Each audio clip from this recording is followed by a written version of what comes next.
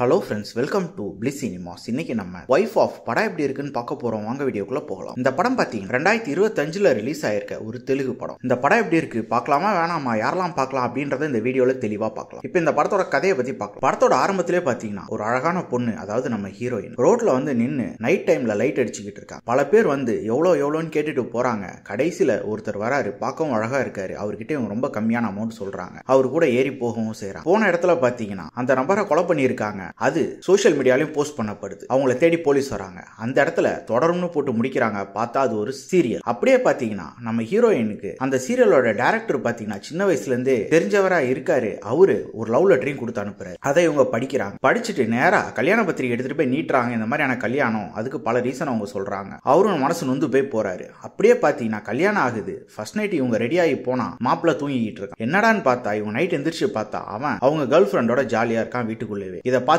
மனசு நொந்து போயிடுறாங்க. அந்த விஷயத்தை அவங்க ஹஸ்பண்ட் கிட்ட கேட்கும்போது அவர் பயங்கரமா போட்டு கொடுமைப்படுத்துறாரு. அவரை பழி வாங்கறதுக்காக இவங்க பல விஷயங்கள் செய்ய ஆரம்பிக்கிறாங்க. அதெல்லாம் என்ன அப்படியே பேரலா பாத்தீங்கன்னா ஒரு கட்டத்துல அவங்க ஹஸ்பண்டும் இறந்து போறாரு, அதாவது கொல்லப்படுறாரு. அவரை கொன்னது யாரு? கடைசியில நம்ம ஹீரோயின் அவருக்கு என்ன தண்டனை கொடுத்தாங்க அப்படின்றது தான் இந்த படத்தோட மொத்த கதையே. இப்போ இந்த படத்தோட பாசிட்டிவ் நைட் பத்தி பார்க்கலாம். பாசிட்டிவ் கண்டிப்பா ஸ்டோரி பிளாட்டை சொல்லலாம். ஒரு இன்ட்ரெஸ்டிங்கான ஸ்டோரி பிளாட்டாவே இருந்தது. ஆனா என்ன ரொம்பவே சிம்பிளான ஸ்டோரி பிளாட் தான். அதை பெர்ஃபார்மன்ஸ்ல நம்ம ஹீரோயின் ஒரு அல்டிமேட்டான பெர்ஃபார்மன்ஸே கொடுத்துருக்காங்க. அவங்கள ஃபாலோ பண்ணா இந்த படத்தை பார்த்து முடிச்சிடலாம். மற்றபடி இந்த படத்துல பாசிட்டிவ் சொல்லிக்கிறாலும் பெருசா எந்த விஷயமே கிடையாது. டெக்னிக்கல் ஆஸ்பெக்ட்ஸ்லாம் நார்மலா தான் இருக்கு. இது ஒரு மினிமம் பட்ஜெட்ல எடுத்த படம் தான். அதனால சினிமாட்டோகிராஃபில ஓகேவா பண்ணி கொடுத்துருக்காங்க. சவுண்ட் எஃபெக்ட்ஸ் பிஜிஎம்லாம் நல்லாவே இருக்கு. பார்ட் 2 வருது, அந்த அளவு இம்ப்ரெசிவாலாம் இல்ல. கிட்டத்தட்ட இந்த படத்தை பார்க்கும்போது மன்மதன் படத்தை அப்படியே ஃபீமேல் வெர்ஷன்ல பார்த்த மாதிரி தான் இருந்தது. ஸோ பெருசா அதுவும் இம்ப்ரெசிவா கிடையாது. ஓவராலா பார்த்தீங்கன்னா இது ஒரு ஒன் டைம் வாட்சபிள் படம் தான். ஃப்ரீயா இருந்தீங்கன்னா ட்ரை பண்ணி பாருங்க. படத்துல அடல்ட் கண்டென்ட்லாம் பெருசா கிடையாது. ஆனா இந்த ஸ்டோரியே கிட்டத்தட்ட அந்த மாதிரி தான். ஸோ ஃபேமிலியோட பார்க்கலாம் வேணாமா டிசைட் பண்ணிக்கோ. இன்னொரு வீடியோல சந்திக்கலாம். தேங்க்யூ.